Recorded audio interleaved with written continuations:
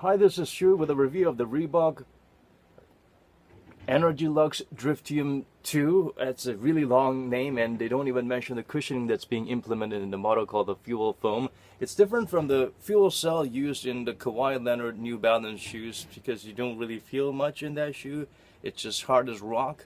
But this one, it's firm, dense, yet it's got good energy return and bounce to it. So it feels a lot like Adidas Bounce, but a little softer, I suppose. If you remember, the previous attempt by Reebok was using the bass pellets that's used to make the Adidas Boost to implement their own technology there. They made something that's close to Adidas's marathon model of a more aerated boost, which is really soft to the touch, but it really sinks down and gets flattened real quickly. So although if you leave it alone and you're gradually walking around in it, it's okay. But if you need some immediate impact protection and something to cushion those pivot points in your foot, this is not the way to go. It feels plush when you're walking and riding on them, but when there's impact, it just gets flat, and it gets flat real soon. It's like a soft drink that loses its buzz or fizz really quickly.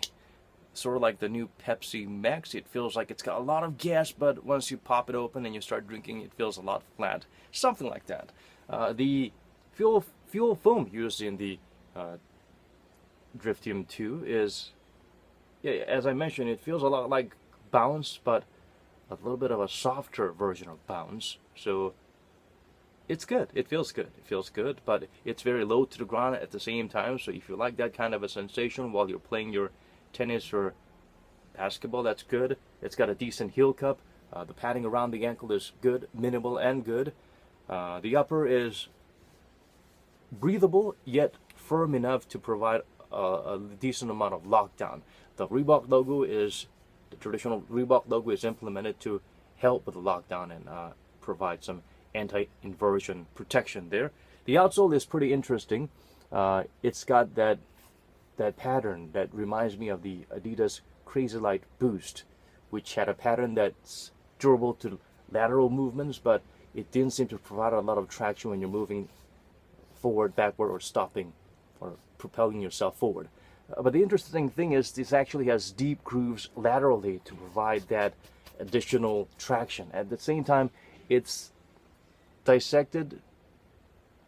The groove is cut deep enough to expose the fuel foam inside. So this will help with the cushioning. The cushioning, as it expands, it'll have some extra room to expand and let the energy out. So it should provide some additional enhancements in the cushioning while providing greater grip and traction at the same time. So this is a pretty brilliant design.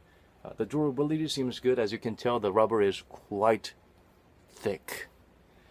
It's a really good budget shoe, but again, don't expect plush ride. It's good at providing cushioning that will prevent your pivot points from getting sore or getting blisters, but at the same time, I'm not sure if it's definitely better than the float ride technology, but for me, even Bounce feels a little bit lackluster in terms of cushioning hard landings. So this, I feel it's a little bit better than Bounce in that respect.